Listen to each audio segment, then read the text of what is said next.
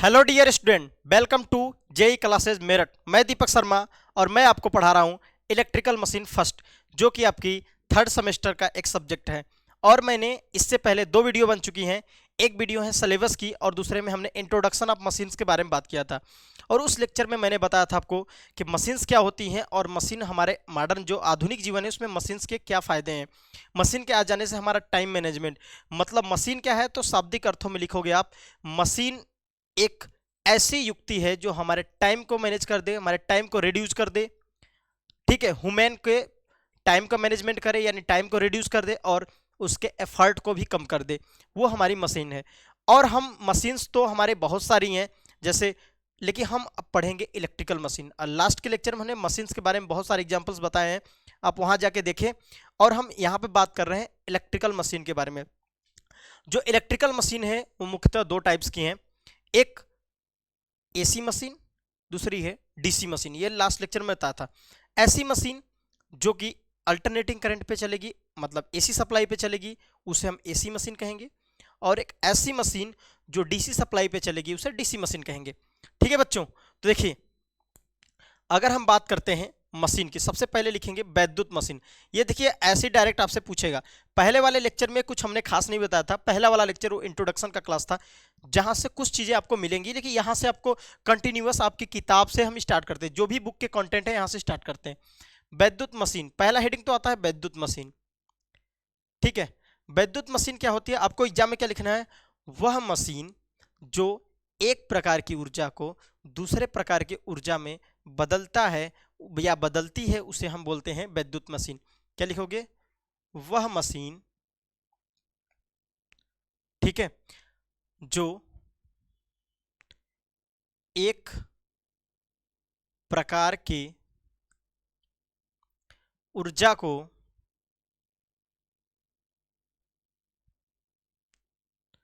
दूसरे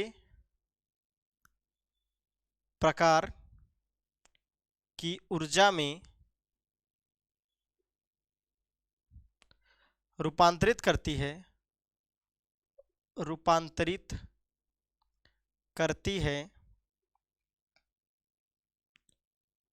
उसे वैद्युत मशीन कहते हैं। वैद्युत मशीन कहते हैं।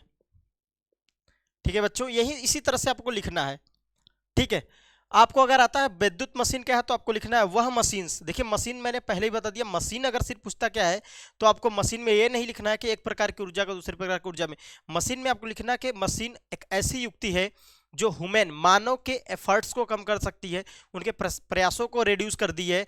मशीन एक ऐसी युक्ति है जो हमारे टाइम को मैनेज करती है, मतलब टाइम को रिड्यूस, ह्यूमन का जो भी टाइम लगता था किसी कार्य को करने में ज़्यादा, उसको रिड्यूस किया। मैंने कई सारे एग्जांपल्स बताए थे आपको, जैसे लास्ट लेक्चर में हमने बोलना था कि जैसे आपको अगर सिंचाई करनी रहती थी तो पहले हमारे पास जब कोई मशीन, मोटर नहीं हुआ करती थी तो हम क्या करते थे, तालाब से पानी मैन्युअली रूप से बाल्टी में ले जाके हम खेत की सिंचाई करते थे, बहुत मेहनत करना पड़ता था।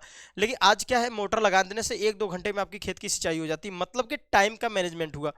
साथ ही साथ और सारे मशीन के आ जाने से, जैसे अब बहुत सारे एग्जांपल्स हैं जो देख सकते हैं कि मशीन आपके काम को बहुत ही आसान बता रही है। वॉशिंग मशीन देख लीजिए जो कपड़े धुलते हैं, उसके आ जाने से हमारा टाइम कितना बच रहा है। पहले हमें कपड़े साफ करने में, अगर 10 कपड़े साफ करने तो कितने टाइम लगते थे, अब मशीन, वॉशिंग मशीन में डाला, अपना कोई काम कर रहे हो फिर भी वो साफ हो गया।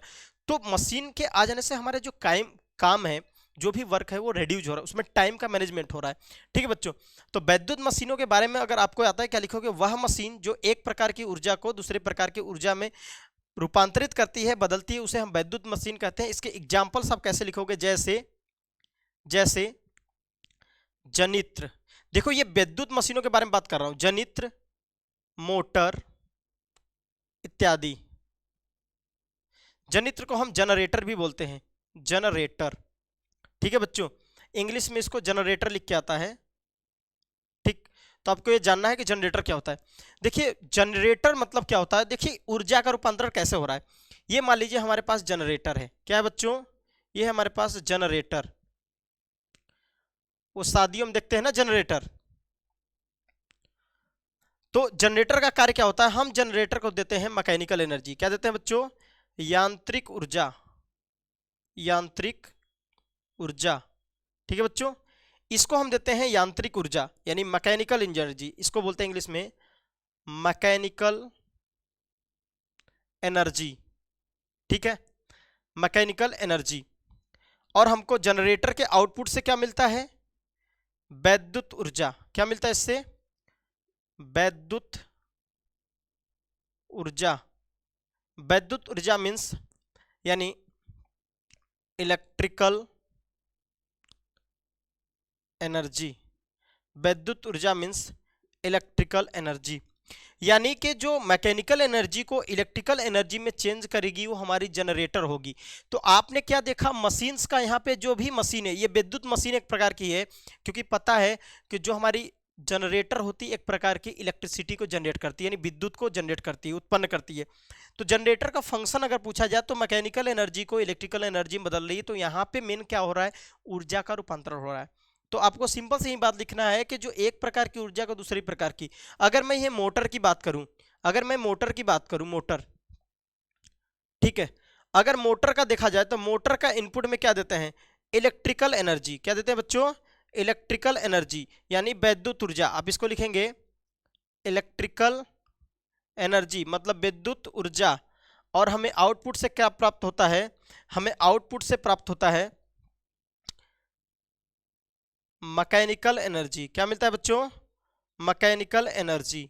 ठीक है, यानी हम मोटर के इनपुट में, मतलब मोटर में क्या दिया, मतलब मोटर का फंक्शन अगर कुल मिला के अगर आप लिखना बताना चाहें तो मोटर का मेन कार्य होता है या मोटर का फंक्शन होता है विद्युत ऊर्जा को यांत्रिक ऊर्जा में बदलना, यानी इलेक्ट्रिसिटी दे के। देखो मैंने पंखा देखे ना, सीलिंग फैन, पंखे को हमने इलेक्ट्रिसिटी दिया और वो घूमने लगा, मैकेनिकल एनर्जी मिल गई।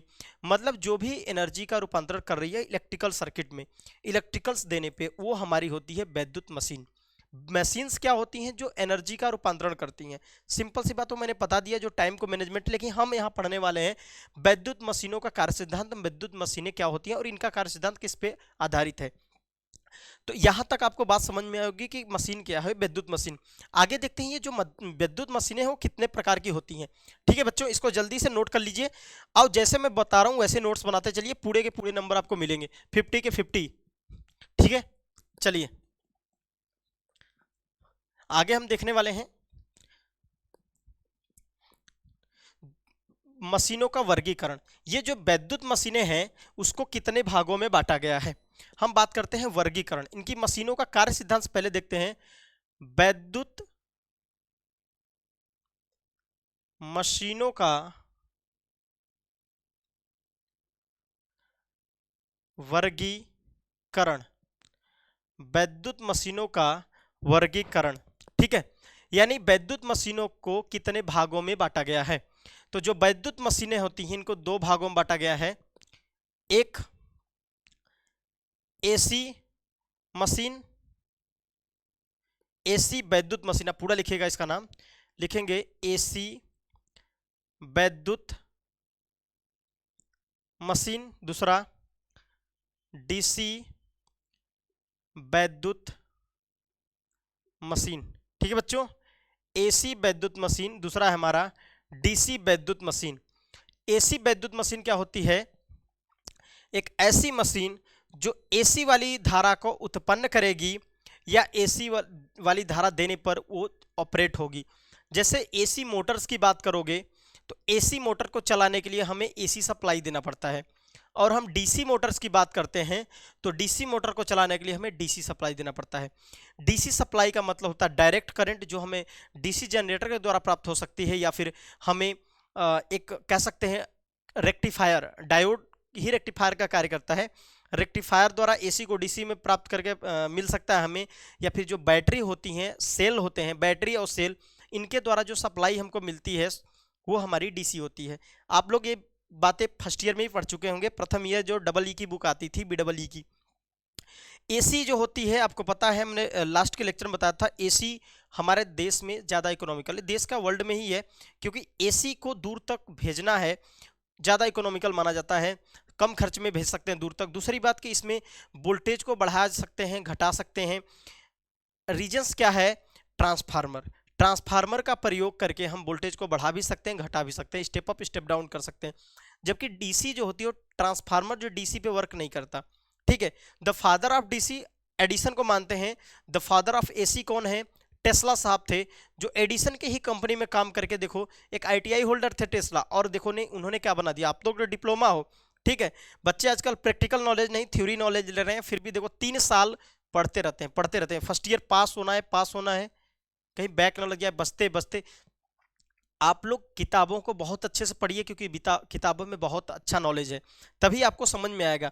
देखिए, तो एसी मशीनें जो एसी वाली सप्लाई चलेंगी, एसी मतलब कुछ ऐसा चलती है। देखो मैं लास्ट पिक्चर में भी बताया था, एसी मतलब जो साइनोसोडल चलती है उसे हम एसी बोलते हैं। डीसी मतलब जो डायरेक्ट चलेगी, ऐसा डायरेक्ट लीनियर रेखी चलती है, उस हमारी डीसी है।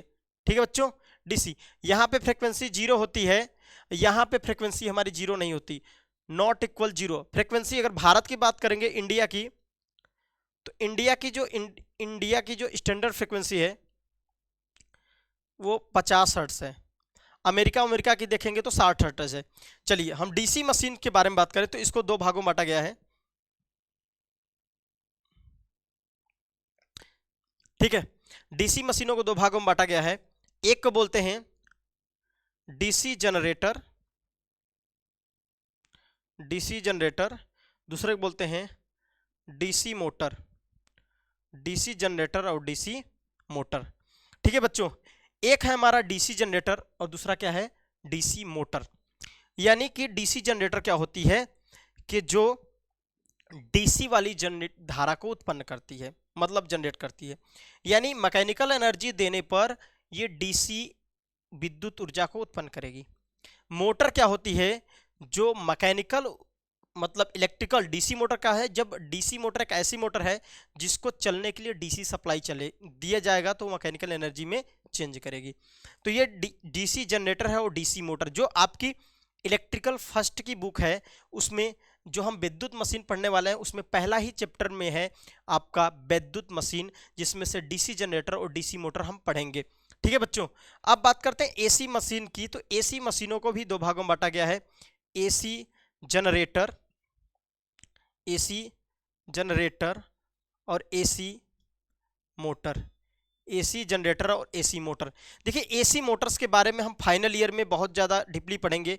जैसे यहाँ पे आपको एसी मोटर्स इसमें नहीं पढ़ाया जाएगा। नेक्स्ट सेमेस्टर जब मतलब लास्ट ईयर में जाएंगे 5th सेमेस्टर में, तो आपको वहाँ पे 3 फेज इंडक्शन मोटर या सिंक्रोनस मोटर पढ़ने के लिए मिलेगा, जो लास्ट ईयर में है। ये टॉपिक हम नहीं पढ़ेंगे, लेकिन ये पढ़ेंगे हम। एसी जनरेटर को ही बोला जाता है अल्टरनेटर। क्या बोलते हैं बच्चों? अल्टरनेटर या प्रत्यावर्तक। यानी ये क्या मेरा है? अल्टरनेटर, इसी को बोलते हैं प्रत्यावर्तक। तो ये जो है आप 3rd सेमेस्टर में डीसी मशीन फर्स्ट में पढ़ेंगे, और डीसी मशीन को हम पढ़ेंगे इसी वाले सब्जेक्ट्स में, और डीसी मोटर को भी पढ़ेंगे। जब हम डीसी जनरेटर पढ़ेंगे तो देखेंगे डीसी जनरेटर को भी कई भागों में बांटा गया है। जैसे सेल्फ एक्साइटेड जनरेटर में सीरीज जनरेटर हो गई, शंट जनरेटर हो गई, कंपाउंड जनरेटर हो गई, या फिर सेपरेटली एक्साइटेड जनरेटर होती हैं जिनके फील्ड के एक्साइटेशन के लिए बाहर से सप्लाई देनी पड़ती है। तो ये सब चीज़ें हम जैसे जैसे आगे जाते जाएंगे हम देखते जाएंगे, लेकिन आपको कंटिन्यू हमारे क्लास में जुड़े रहना है। तो हमने 2 चीज़ें देखा कि विद्युत मशीनें क्या है, तो आपको क्या लिखना है? विद्युत मशीनें एक ऐसी मशीन होती हैं जो एक प्रकार की ऊर्जा को दूसरे प्रकार की ऊर्जा में बदल देती हैं, उसे हम विद्युत मशीन कहते हैं। और बात करें कि उनका कार्य, जैसे हमने देखा जनरेटर के केस में वो यांत्रिक यानी मैकेनिकल ऊर्जा को विद्युत ऊर्जा में बदल रही थी, और मोटर के केस में इलेक्ट्रिकल एनर्जी को मैकेनिकल एनर्जी में बदल रही थी। तो ये मशीन के लिए कंडीशंस थी। अब हम बात करते हैं कि मशीन का वर्गीकरण। तो मशीन हम एसी मशीन पढ़ेंगे और डीसी मशीन। तो सबसे पहला जो हमारा चैप्टर है वो डीसी जनरेटर ही आता है। ठीक है, उससे पहले हम पढ़ेंगे मशीनों का कार्य सिद्धांत। ये जितनी भी मशीनें हैं वो फैराडे के विद्युत चुंबकीय प्रेरण के सिद्धांत पे कार्य करती हैं। तो ये फैराडे का नियम क्या होता है इसको हम समझते हैं। ठीक है बच्चों, इसको आप नोट कर लीजिए, इसी तरह एग्जाम में लिखना है जब भी आएगा विद्युत मशीन का वर्गीकरण। ठीक है, एक एक करके बताता हूं इनका कार्य क्या है। ठीक है, चलिए इसको रफ करता हूं मैं।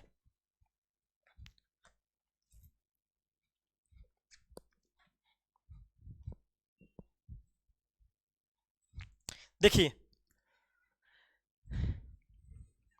तो सबसे पहले देखा हमने कि जो डीसी मशीन थी उनको मैंने चेंज किया कैसे, डीसी मशीन में दो भागों में बांटा, एक डीसी जनरेटर और दूसरा डीसी मोटर।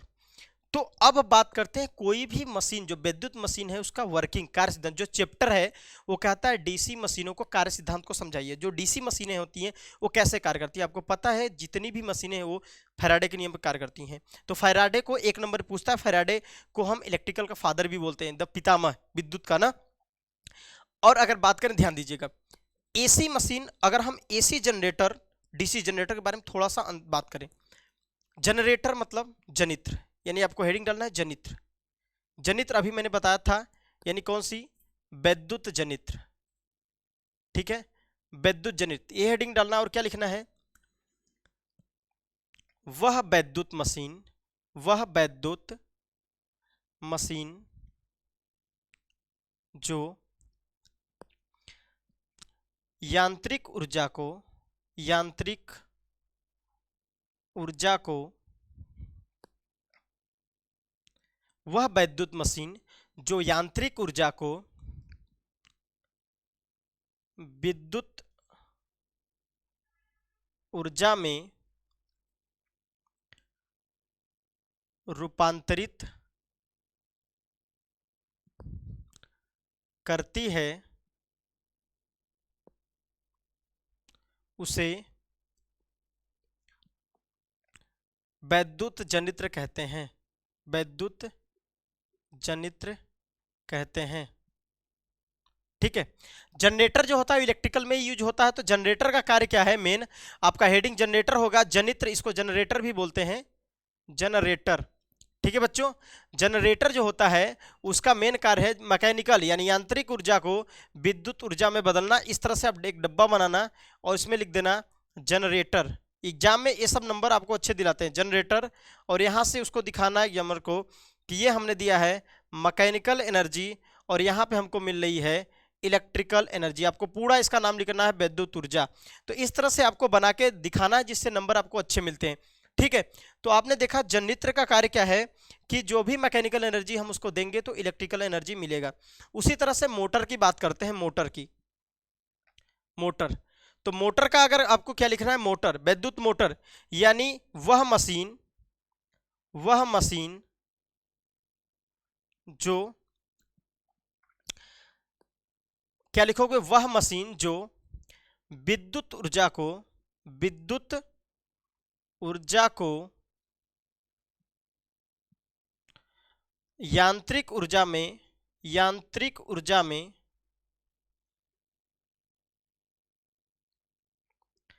रूपांतरित करती है, रूपांतरित करती है, ठीक, उसे क्या बोलोगे आप, विद्युत मोटर कहते हैं, उसको इलेक्ट्रिकल मोटर कहते हैं, ठीक है बच्चों। ये चीजें आपको लिखनी है कि मोटर क्या होती है, यानी विद्युत मोटर क्या होती है, कि ऐसी मोटर, मतलब मोटर एक ऐसी मशीन है जो हमारे इलेक्ट्रिकल एनर्जी को विद्युत ऊर्जा में, सॉरी मैकेनिकल ऊर्जा में रूपांतरित करती है। तो इस तरह से आपको लिखना है, यहाँ भी आप दिखा सकते हैं इस तरह से बना के। अब हम बात करेंगे इनका जो कार्य सिद्धांत है फैराडे के नियम पे कार्य कैसे करता है, यानी फैराडे ने क्या नियम दिया था जिसपे सारी मशीनें जो है उन्हीं के सिद्धांत पे कार्य कर रही हैं। चलिए हम बात करते हैं। आप लोग प्रॉपर नोट्स बनाते चलिए, अगर कोई दिक्कत आता है तो आप कमेंट बॉक्स में जरूर लिखें, ठीक है बच्चों। देखिए, चलिए, फैराडे ने क्या नियम दिया था, देखो फैराडे एक साइंटिस्ट है, उन्होंने क्या किया था, उन्होंने कहा था कि जब कोई कंडक्टर किसी फ्लक्स को कट करे या कोई फ्लक्स किसी कंडक्टर को कट करे, चलिए हम बात करते हैं। उन्होंने बताया कि अगर मेरे पास ये पोल है, चुंबकीय ध्रुव है, ये हमने मान लीजिए नॉर्थ है, ये पोल बना दिया, और ये मान लीजिए चुंबक का पोल है साउथ। देखिए परमानेंट मैग्नेट नहीं है, ये इलेक्ट्रोमैग्नेट है, क्योंकि हम इस पे बाइंडिंग करके इलेक्ट्रिसिटी देंगे, या फिर रेजिडुअल मैग्नेटिज्म, अवशिष्ट चुंबक इसके अंदर रहेगा, अवशिष्ट चुंबक या जिसको बोलते हैं रेजिडुअल मैग्नेटिज्म। मान लीजिए नॉर्थ है और साउथ, किसी तरह से हमने इसमें मैग्नेटिक फील्ड प्रोड्यूस कराया है। चूंकि ये मैग्नेटिक फील्ड क्या है, आपको पता है मैग्नेटिक फील्ड लाइनें जो होती है नॉर्थ से साउथ की ओर जाती हैं, ठीक है बच्चों। मैग्नेटिक फील्ड लाइनें जो होती हैं नॉर्थ से साउथ की ओर ट्रेवल करती हैं। अब अगर कोई चुंबकीय फ्लक्स लाइनें नॉर्थ से साउथ की ओर जा रही हैं और मैंने क्या किया, इसमें एक ये मान लीजिए मेरा क्या है कि ये कंडक्टर है, आर्मेचर है, conductor.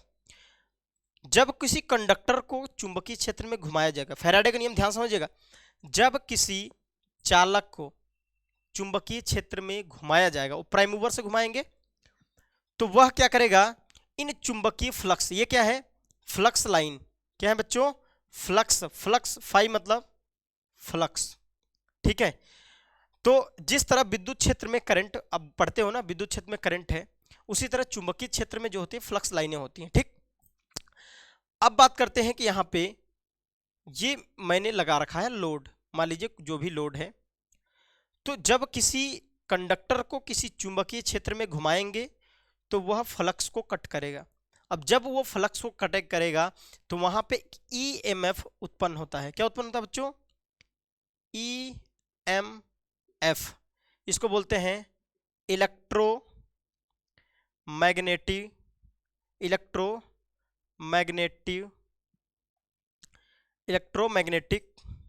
Force, electromotive force, sorry, आप इसको लिख सकते हैं इलेक्ट्रोमोटिव फोर्स, ठीक है बच्चों। या हिंदी में इसको बोलते हैं विद्युत, मोटिव मतलब वाहक, फोर्स मतलब बल, ठीक है। इसका नाम है विद्युत वाहक बल। अब विद्युत वाहक बल क्या होता है, बेसिक में पढ़ा होगा। देखो बच्चों, ये कोई बल नहीं होता है, ये कोई बल नहीं होता है, ये है एनर्जी जो इलेक्ट्रॉन्स को दिया जाता है चलने के लिए, ठीक है। विद्युत वाहक बल किया गया कार्य या फिर एनर्जी है, ठीक है। तो जब किसी, अगर एक तरह से करें, इसकी यूनिट की बात करें, मात्रक, उसकी बात करें मात्रक की, तो इसका मात्रक क्या होता है, वोल्ट होता है, ठीक है बच्चों, ध्यान समझिए।